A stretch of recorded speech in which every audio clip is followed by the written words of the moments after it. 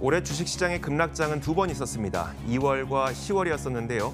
지난 2월에는 제가 하이힐드 스프레드라는 것을 근거로 주식시장에 더 갈 수 있다는 내용을 전해드린 바 있습니다. 다행히 2월 이후에 10월까지 주식시장이 잘 올라왔었는데 10월 급락장이 발생을 하게 되면서 제가 말씀드렸던 이 하이힐드 스프레드라고 하는 것이 조금은 다른 모양새를 보이고 있어서요. 그럼 지금부터는 무엇인가 조심해야 되는 시기인가 알아보도록 하겠습니다.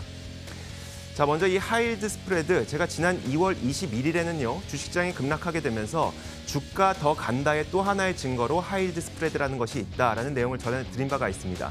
여기에는 하이힐드 스프레드의 개념에 대해서도 좀 자세하게 나오니까 혹시 못 보신 분들은 유튜브 검색창에 주가 더 간다 혹은 하이힐드 스프레드 이런 것들을 검색하시면 쉽게 찾아보실 수가 있습니다. 혹시 못 보신 분들을 위해서 제가 하이힐드 스프레드의 개념부터 다시 한번 정리를 해보도록 하겠습니다.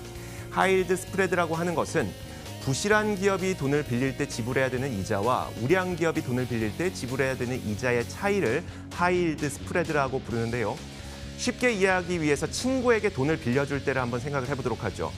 믿어온 친구도 있고 못 믿어온 친구도 있겠죠. 믿어온 친구는 뭐 돈 이자는 무슨 하면서 옛딸에게 쉽게 돈을 빌려주게 됩니다. 하지만 못 믿어온 친구가 만약에 돈을 빌려달라고 할 때에는 갑자기 머릿속에 복잡해지고 이 친구가 돈을 떼어먹으면 어쩌지? 혹은 이 친구가 돈을 안 갚고 도망갈까 봐 걱정이 되죠. 그러다 보니까 이 친구에게 돈을 빌려줄 때에는 높은 이자를 받거나 아니면 이런 리스크를 상쇄할 만한 무슨 좋은 조건을 제시해야만 우리는 못 믿어온 친구에게 돈을 빌려줄 수 있게 됩니다.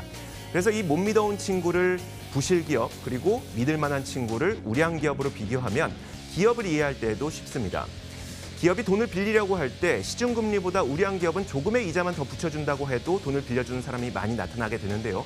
반면에 부실기업의 경우에는 우량기업들보다도 훨씬 더 높은 이자를 지불한다고 약속을 해야만 겨우겨우 돈을 빌릴 수가 있게 됩니다. 그래서 이 부실기업이 돈을 빌릴 때 지불해야 되는 이자와 우량기업이 돈을 빌릴 때 지불해야 되는 이자의 차이를 바로 하이힐드 스프레드라고 부르는데 이 하이힐드 스프레드라고 하는 것이 경기에 따라서도 조금씩 달라지게 됩니다. 친구에게 돈을 빌려줄 때를 다시 한번 떠올려 보면 내 주머니가 튼튼할 때, 내 주머니에 돈이 흘러 넘칠 때에는 못 믿어온 친구가 돈을 빌려달라고 하더라도 에이 버리는 셈 치지 뭐 하고 하면서 돈을 빌려줄 수가 있습니다.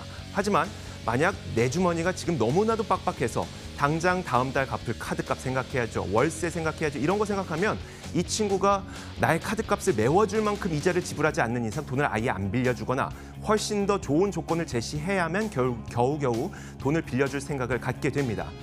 경기와 하이힐드 스프레드도 마찬가지인데요. 경기가 좋을 때, 말하자면 돈이 많을 때죠. 돈이 많을 때에는 우량기업보다 부실기업이 조금의 이자만 더 붙여준다고 해도 돈을 빌려주고자 하는 사람들이 많이 나타나게 됩니다. 그러다 보니까 우량기업과 부실기업이 지불해야 되는 이자의 차이인 하이힐드 스프레드가 축소되게 되고요. 반대로 경기가 안 좋을 때, 누구나 돈이 없을 때죠. 은행도 돈이 없고 투자자도 돈이 없고 이럴 때에는 우량기업에 비해서 부실기업이 훨씬 더 많은 이자를 지불하겠다고 약속을 해야만 겨우겨우 부실기업들은 투자자를 찾을 수가 있게 되는 겁니다. 그래서 경기가 나쁠 때에는 우량기업이 지불해야 되는 이자와 부실기업이 지불해야 하는 이자의 차이인 하이힐드 스프레드가 벌어지게 되는 현상이 나타나게 되는 겁니다. 그러면 최근 이 하이힐드 스프레드가 어떻게 변했는지를 한번 살펴보도록 할게요. 2015년 이래 하이힐드 스프레드의 추이를 지금부터 살펴보자면 2015년부터 2016년 초까지 하이힐드 스프레드는 엄청나게 급등을 했습니다.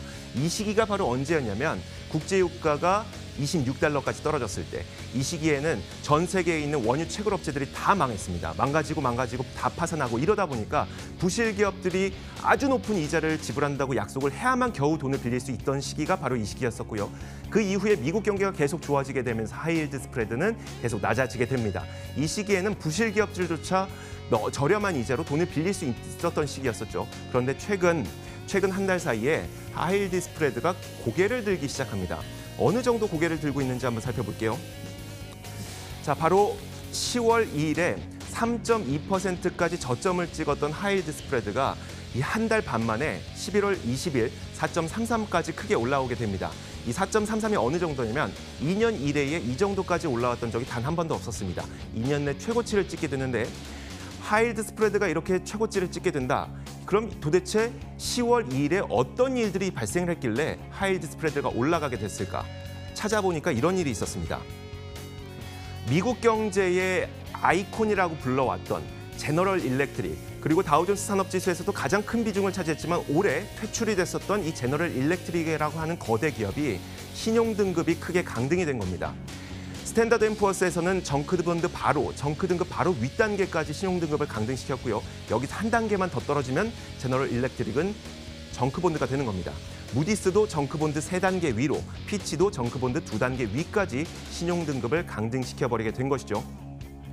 미국 경제의 아이콘이라고 불렀던 이 제너럴 일렉트릭까지 돈을 못 갚을 가능성이 높아지고 있는 것이고, 그럼 돈을 못 갚게 됐을 때 다른 누구에겐가 돈을 빌려야 되는데 훨씬 더 높은 금리로 돈을 빌려야 되는 상황까지 찾아오게 된 것입니다.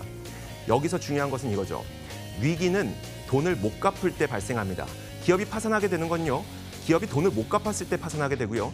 IMF 외환위기, 우리나라에서 달러가 불족해서 달러를 못 갚아서 파산했던 겁니다. 2008년 글로벌 금융위기도 주택담보대출을 저 밑단 어디에선가 누군가 못 갚았기 때문에 그게 터져서 글로벌 금융위기까지 번졌던 거죠. 위기는 누군가 못 갚을 때, 돈을 못 갚을 때 발생하게 되는 건데 최근 들어 하이힐드 스프레드가 고개를 들고 있습니다. 물론 이것 하나 때문에 당장 내일부터 혹은 다음 달 아니면 내년 초부터 주식시장은 하락하지는 않을 겁니다. 다만 이 채권 시장에서 이런 반응이 움직이고 있다는 것은 전 세계 어디에선가 부실 기업들이 하나하나씩 차츰차츰 돈을 못 갚을 가능성이 높아지고 있구나라는 점을 염두에 두면서 우리는 주식시장에 투자를 해야 되는 겁니다. 시장을 읽는 남자입니다.